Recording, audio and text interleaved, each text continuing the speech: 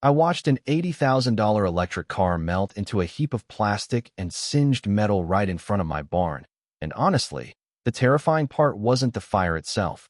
It was the fact that the woman who owned it thought she could casually destroy my family's life. This whole mess started with Victoria Sterling, the self-proclaimed queen of the Aspen Crest Homeowners Association, the suburban Karen from the depths of entitlement, who decided her pristine white Luminar Z belonged parked across my working farm gate every single morning for 3 relentless weeks. She cost me over $40,000 in lost farm sales, all while sitting in her luxury chariot, sipping lattes, and smirking like she was single-handedly saving the world from the horror of Central Texas agriculture.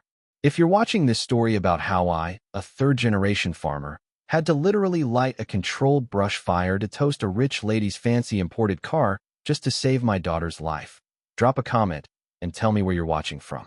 Because what happened next taught this utterly entitled woman a lesson that some folks only learn the hard way, that you never, ever back a country father into a corner. Some lessons, my friends, can only be learned through fire. It was a Monday morning, 4:45 a.m., and the air was still cold and damp with the pre-dawn quiet, and I was preparing to haul my biggest hay and feed shipment of the season to market. About $15,000 worth of high-grade alfalfa and protein pellets that represented a huge chunk of the cash we desperately needed for my little girl, Sarah. I'd just hung up with Dr. Elliot Reed, her neurosurgeon, who'd calmly, clinically reminded me about our shrinking timeline, using that quiet, measured voice that doctors employ when they're trying not to scare you, but are absolutely terrifying you anyway. My hands were still shaking from that conversation when I walked out to fire up the old GMC Sierra, and that's when I saw her. This woman, mid-40s, stepping out of that gleaming white Luminar Z like she was walking the red carpet instead of standing on a dusty county road. She had that sharp, expensive haircut, a cashmere suit that probably cost more than my mortgage payment, and the kind of blinding confidence that comes from never having to worry about where your next utility bill is coming from.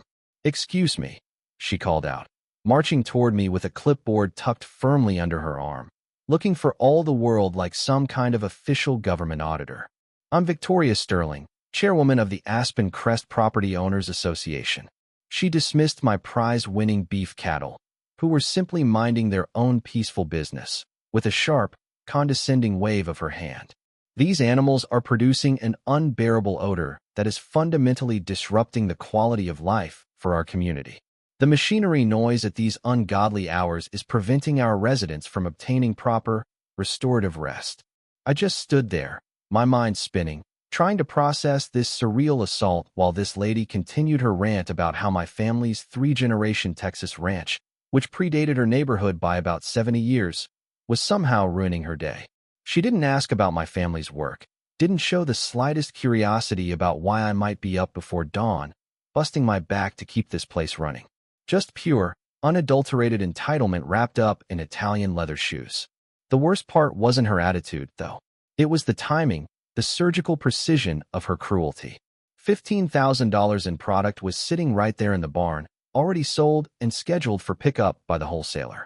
That money was earmarked for Sarah's spiking medical bills, part of the desperate scramble to hit our $95,000 goal. But Victoria's Luminar Z was positioned perfectly, a luxurious, electric-powered roadblock across my only route out. "Ma'am, I truly need you to move your car," I said, trying to keep my voice low and steady despite the wave of rising panic. "I have a delivery that needs to be met, and time is exceptionally critical right now." She looked at me like I'd just asked her to roll around in the mud with the hogs. "Well, I'm certainly not moving until we resolve this egregious agricultural nuisance issue," she declared, planting her feet firmly. "I will be here every morning at this time, commencing my official oversight duties, until you agree to fundamentally relocate these disruptive ranching activities." That's when it hit me like a physical blow. This wasn't just an inconvenience or a temporary tantrum. This was a calculated financial disaster. $15,000 in feed was sitting there, losing value by the hour, and the wholesaler wasn't going to wait forever. I tried explaining that this was my livelihood, that I had commitments, but Victoria just kept talking over me about property values and community standards. She even pulled out official-looking paperwork, a stack of bureaucratic jargon about quality of life assessments and covenant oversight. I didn't understand the legal language, but I understood the threat perfectly. She was going to park that absurd car right there every single morning until I gave up, admitted defeat, and sold the land my grandfather built with his bare hands, the land I was now fighting to save my daughter's life on. As I watched Victoria Sterling settle back into her car with a satisfied, chilling smirk, pulling out her enormous phone like she had all the time in the world, the sheer, crushing weight of the situation crashed down on me.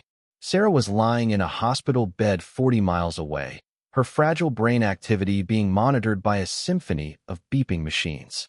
Dr. Reed had been crystal clear. Any more delays could be fatal. Every lost day, every lost shipment, was another day closer to losing my little girl forever. And now, this stranger, this entitled suburbanite who'd never broken a sweat in her life, was going to cost me a fortune just to make some petty point about her perfect neighborhood aesthetic. "You think you're clever, lady?" I muttered to the gleaming monument of arrogance that was the Luminar Z. "You just picked a fight with a desperate father, and that, I promise you, is the most dangerous kind of person on this earth." Little did Victoria Sterling know, she was about to learn that lesson in the most combustive way possible. True to her monstrous word, Victoria showed up every single morning at exactly 4:30 a.m., precisely when I needed to get my daily shipments out. That first week felt like watching my daughter's chances slip away, one truckload at a time. I'd hear that silent electric hum of her car rounding the bend in the pre-dawn darkness, and my stomach would drop, knowing another day's worth of crucial earnings had just vanished. She'd park that pristine white machine perfectly, then settle in with her noise-canceling headphones, her designer coffee, and her phone, looking like she was enjoying a scenic retreat instead of enacting a slow, cruel execution of my family's survival plan. By day 3, she'd even brought a folding teak chair and a small Yeti cooler, making it painfully clear this was not a temporary tantrum. This was a calculated siege. The financial damage hit us like a freight train. That initial hay shipment was the start.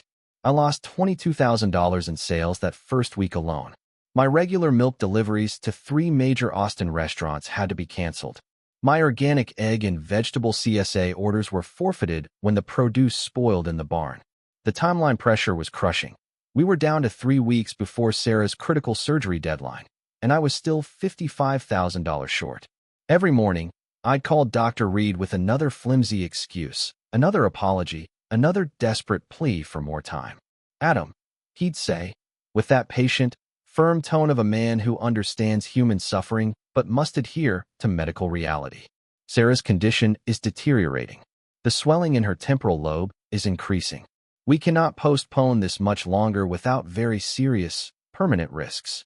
Those conversations were gut-wrenching, like being kicked in the ribs by a brass-knuckled fist. I'd hang up and see Victoria sitting there, likely checking her stock portfolio, utterly oblivious to the fact that her little protest was, quite literally, costing my daughter the chance to live. Sheriff Ben Carter showed up on day 5 after I finally swallowed my pride and called the authorities. Ben and I grew up together, and he knew about Sarah's fight from the community prayer chain.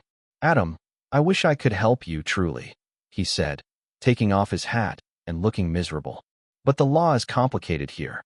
This land sits right on the boundary between state-recognized agriculture and residential zoning. Victoria has paperwork from the county showing she's conducting legitimate community oversight as part of her HOA duties. Technically, she has the right to park on the public access easement for inspection purposes." The legal jargon was a dizzying blur, but the bottom line was crystal clear. There wasn't a damn thing the law could do to help me save my daughter. That night, after losing another devastating day of sales, I found myself sitting alone in the dark milking barn. The cows were quiet, the only sound the low, distant hum of the refrigeration units preserving unsold milk for nobody. That's when I finally broke. All the pressure, the fear, the white-hot rage poured out of me in silent, wrenching sobs that shook my entire body. I thought about Sarah lying there, her fragile life hanging on whether I could figure out how to beat this woman.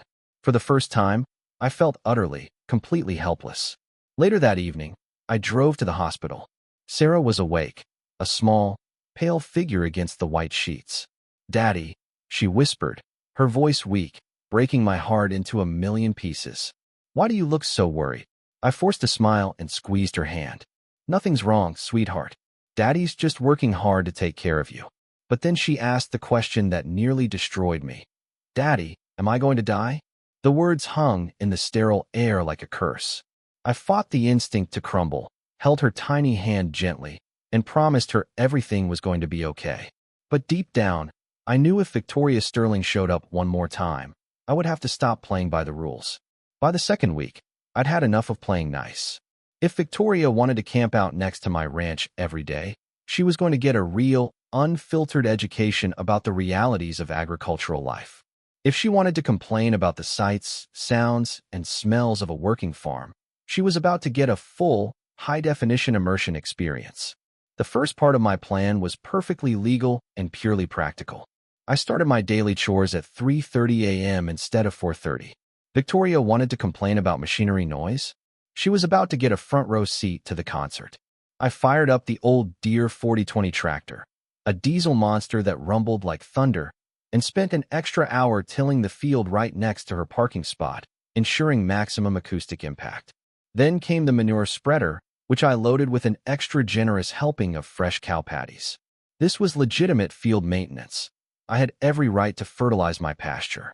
The fact that I chose to spread a particularly thick, aromatic layer right along the fence line where Victoria parked was just good, solid, strategic agricultural planning.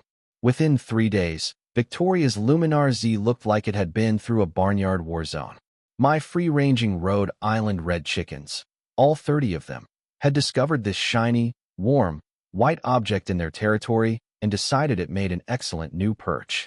Chickens, as any farmer knows, have absolutely no respect for luxury European automobiles. They roost on the hood, the mirrors, the roof, and, well, they left their little calling cards wherever they happened to be roosting. The pristine Tesla quickly became a modern art project painted in brown and white splatters. The smell of fresh manure mixed with chicken droppings created an aromatic cloud that hung around her parking spot like a pungent fog of rural reality. Victoria's attempts to maintain her dignity were almost comical. She started arriving with industrial-strength air fresheners, a gas mask-style respirator, and tinted safety goggles. She looked like she was preparing for chemical warfare instead of sitting outside a family ranch. The irony was rich. Here was this woman who moved next to agricultural land, now complaining about agriculture. Every morning, I watched her meticulously clean off the car only to have my flock immediately reclaim their favorite roosting spot. The cleaning bills alone must have been costing her hundreds a week. But Victoria wasn't about to give up. On Thursday of the second week, she made a phone call that changed the game entirely. I was finishing up the morning milking when I saw a convoy of official vehicles rolling up the drive. City inspectors, environmental compliance officers, agricultural safety officials. Victoria had called in every bureaucratic weapon she could find. They had clipboards, cameras, measuring devices, and attitudes that screamed they weren't here to help. The inspection lasted 6 grueling hours. They nitpicked every detail, from water quality to noise levels, while I followed them around, trying to stay calm and thinking about Sarah. Victoria, in her malice, had found every obscure, outdated, or impractical regulation that most working ranches ignore. When the inspectors finally left, they handed me a stack of citations that made my blood run cold. $32,000 in fines for violations ranging from improper feed storage to excessive noise during restricted hours. She had found a way to financially bury me while staying completely within the bounds of the law. That evening, I sat in the hospital waiting room, holding the citations, my hands shaking uncontrollably. Dr. Reed found me there. "Adam," he said quietly, his face serious. "Sarah's seizures are getting worse. The swelling is increasing rapidly. We need to move the surgery up. We really can't wait much longer." I drove home that night with a cold, focused anger I'd never felt before. Victoria Sterling thought she could use the system to destroy my family. But she had made one critical, fatal mistake. She had underestimated what a desperate father will do to save his child's life.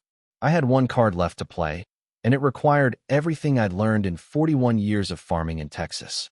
The weather forecast was calling for dry conditions and steady winds. Perfect conditions for what we farmers call a prescribed burn. The third week brought Victoria's most devastating attack, and it coincided exactly with Sarah's greatest need. Tuesday morning, I woke up to find not just Victoria's Luminar Z, but a city compliance truck and two official-looking sedans parked along the road. This was the coordinated, final assault. Victoria stepped out, that smug expression firmly in place, accompanied by men in suits who announced they were implementing immediate operational restrictions based on the previous inspection. They handed me a legal document that felt like reading my own death warrant. All sales permits suspended. All livestock transport permits revoked. Mandatory environmental assessment required. Estimated cost of compliance, $50,000. Estimated timeline for approval, 60 to 90 days.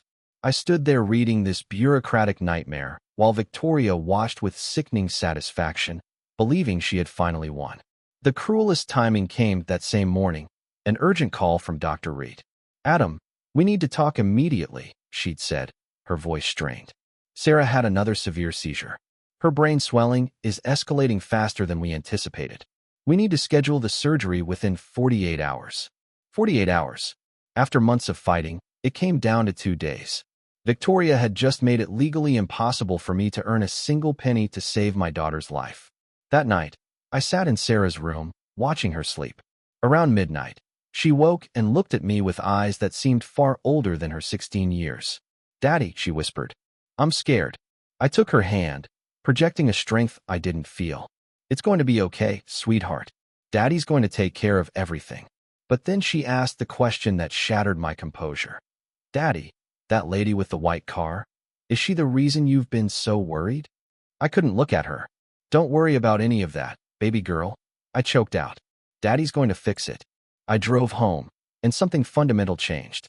The desperation crystallized into a cold, diamond-hard focus. Victoria Sterling had declared war on my family, using the law and bureaucracy as her weapons. She forgot that a desperate parent operates outside those rules. The forecast held steady, dry, low humidity, steady winds. Perfect conditions for a prescribed agricultural burn.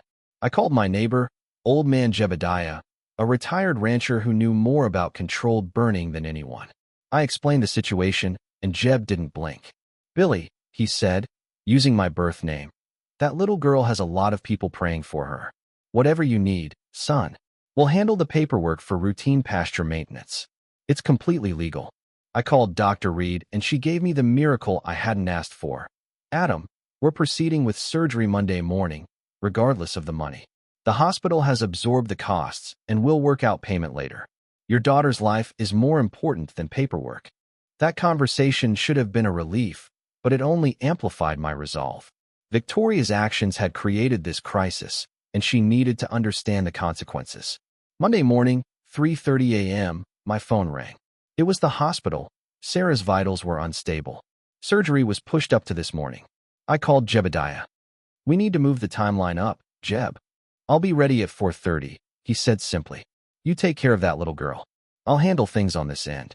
I held Sarah's hand one last time before she was wheeled away, whispering my promise. "Daddy's going to make everything right." By the time I got back to the ranch, Jeb had already started the prescribed burn at the far end of the property, exactly according to the filed plan. This was legitimate land management.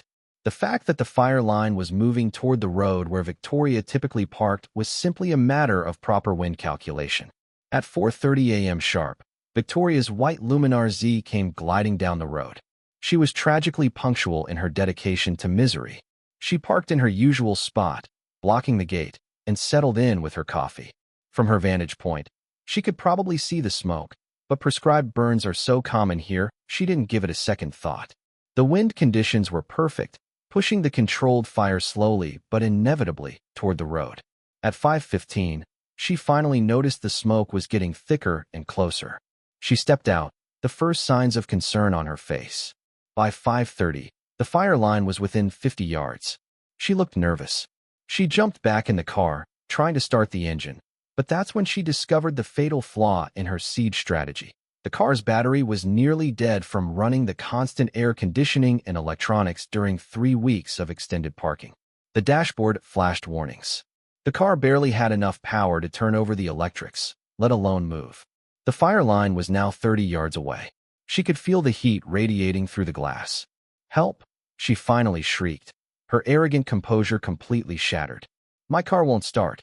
Despite everything she'd done, I couldn't leave another human being in danger. I ran toward the flames, arriving just as the fire reached the road's edge. I found a heavy wrench in my truck and smashed the Luminar's passenger window, pulling Victoria to safety just as the heat became too intense to approach.